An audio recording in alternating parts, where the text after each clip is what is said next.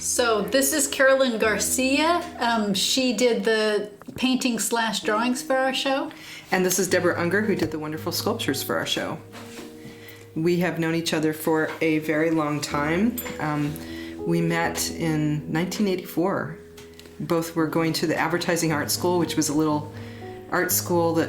It was like a graphic arts school. Yeah, I didn't go there for very long, but it was... We did a lot of graphic montages. I remember the newspaper layout and letraset and all that kind of stuff. Those were the days. Those were the days. Yeah, I remember drawing, we were supposed to draw like Vargas girls. I think that's the artist's name. It was pretty cheesy. But not to badmouth the school, but it doesn't exist anymore, so I guess it doesn't matter. But we both, I moved to Portland to move in with this boy that I'd met through letters. And when I first met you, I thought he had a crush on you, so I didn't like you very much. I was jealous. Well, I had a slight crush on him, so I was jealous of you. So that's funny. Well, I remember you came to me and said, do you want to go to the candy store? You were being very nice. And I said, no. We've been friends ever since, right? I know. Well, not exactly. No, we eventually met again at PNCA, where we both went right. to get our degrees. Yes, and we happened to be in the same class. And yeah. So. It was a different experience in Advertising Art School. Remember the life drawing class at Advertising Art School? That was my first. I mean, I didn't even really know what to expect with life drawing. It was just like bring your newsprint and your pencil, and it was a guy, and he took off his clothes, and I was a little shocked with that. Well, they had a strange model back then, one that came a lot to model for us, and he just had certain parts of him were epic, I guess. It's all I can say. I remember I took the drawings home to show my parents when I went home for summer break, and my dad said, I think you exaggerated some areas of the sky. But he really was like that. Anyway, yeah, it was shocking for me too. I was like, oh my God. He also looked like an aged Ken doll, kind of. He did. Oh. Yeah. I left those parts blank. Didn't draw all of him. Well, anyway, we've known each other a long, long time. So this is our second show together. And it's a pretty special experience to show together because we have known each other for so long. I had such a long friendship. And I think also our work goes well together. Mm-hmm. We have a lot of similar symbolism, and it's also kind of cool to bounce ideas off each other and to talk about what we're doing as we're doing it. Right. It was great that we called each other often during this process. And I've had shows with other people where, you just don't talk to them, and just when you get together, you kind of see what they're doing. So I thought that was really helpful for me and what I was doing to have somebody to talk to about. Yeah, me too. It was pretty special. Mm-hmm. Also to share, this was an odd time to have a show. Mm-hmm. So we were able to give each other a lot of emotional support because of that. Well, I'm wondering, I'm going to ask you some questions about your work, Deb. Okay. And I'm going to ask you if you wouldn't mind talking about the importance of symbolism as it relates to your work. So my work is probably more metaphoric than it is symbolic, as symbolism is generally thought to be where the population considers an image to have another meaning than its original meaning. So, but in this show, I have the piece Fidelis Mortem. So ancient people saw dogs as symbols of fidelity and faithfulness, and so in that piece the dog has been hung and or hanged, and the title just means the death of fidelity. So that's symbolism there, and I also use houses as symbolism. So I have the piece Balance, where the woman is then walking on the spine of the roof of the house, precariously, and so that's more metaphor. So combined with the symbolism of the house, I sort of, for me, means the difficulty in navigating domestic situations, things like that. Can I ask you about your pieces are a really graceful combination of wood and fabric. Can you talk about the challenges of combining those materials? Yeah, the main challenge is dressing the figures because wood doesn't move or bend. So they're not carved as whole figures. They're carved in parts. So arms and legs are carved separately. And then at the time they're dressed, then they're put together and attached at that point. And in this particular show, I have a piece called a captive breed, where I wanted to do a figure, a woman with a falcon hood on, and so it took me forever to figure out how to sew that falcon hood. I did it multiple times, finally found a pattern on the internet, and that helped a little bit, but that was a big challenge for me.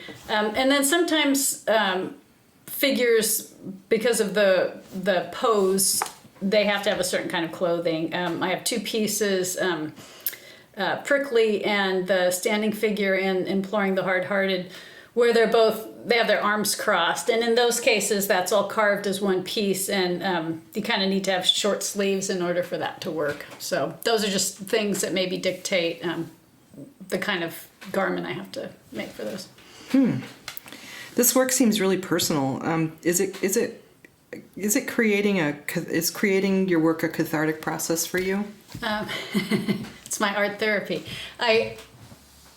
Honestly, I don't really know if I work through things. If I do, it's on a subconscious level. But it is very personal. It's about personal things that have happened to me and emotions. But when I'm working on something, regardless of how personal it is, I'm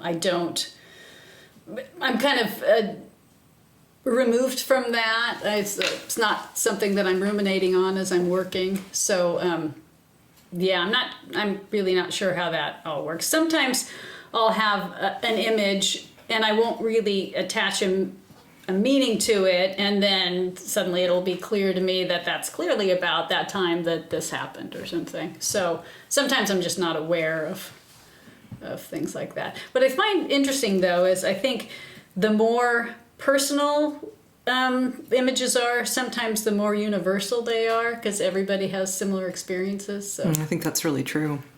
So, well, can I ask you a few questions? Sure. Okay. So your work has a lot of depth and detail. Can you talk a little bit about the process you use and how long it takes? Sure. It's pretty ridiculous because just the surface itself is kind of difficult to make. It's 2-ply vellum bristle on either birch veneer or press board, because I love paper. To me, it's an unparalleled surface to work on, but it buckles when it gets wet. So applying it to board makes it nice and, solid. The way that I compose a picture is weird, I think. I don't know if anybody else does this, but I draw everything I want in a composition as individual pieces, and then I move them around until I like the composition. So it's kind of like a color form set, really. And once I get a composition I like, I do the final drawing on a light table, and then I transfer it to board. And then starts the tissue thin layers that I work in. I use watercolor, acrylic, colored pencil, and graphite in very thin layers, and it's pretty detailed stuff. So I use readers and a magnifying glass, which sounds insane, but it's actually really meditative and fun. Cool. So who are some of your artistic influences? Well, it definitely started with childhood, because my folks had a lot of coffee table art books, and my very favorite ones were the Magritte, the Dali, and the Bosch book, especially the Bosch book, because it was creepy. It was scary. I loved Garden of Earthly Delights, that painting, because I just thought it was so bizarre.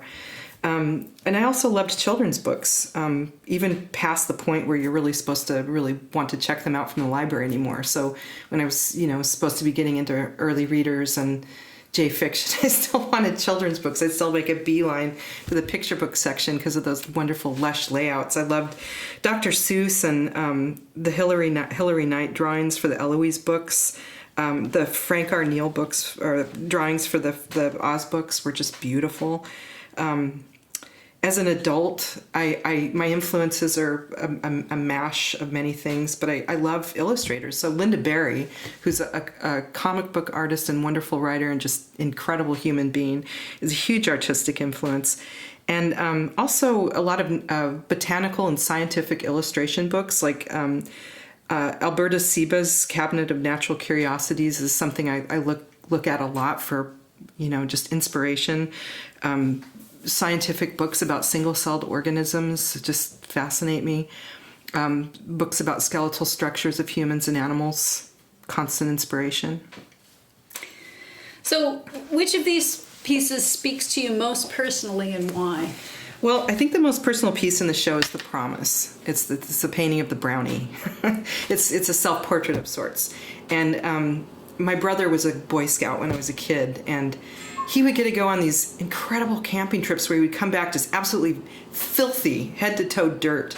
And also he got to carve those little cars. It's like Pinewood Derby, and they would race them. And I thought that's what we were going to get to do in the brownies, like learn how to tie knots, use a knife. And instead we were making baby booties and apple crisp. And it was so disappointing. But I remember the very first thing that they had us do. I remember I had my little brownie outfit on, and they had us do this oath, which was called The Promise. And I was filled with magic and hope and excitement. And then I was horribly disappointed. But up until that point, it was very exciting. Wonderful. Carolyn, it was really great talking to you. You too. I hope everybody can stop and see the show. You can see it online at guardinogallery.com. It's going to be up through July 28th. And Guardino Gallery is on the corner of Northeast 30th and Alberta. And you can come there every day except for Monday. They're open from 11 a.m. to 5 p.m. Just wear a mask and no more than 10 people in the gallery at a time. Please come. Please do.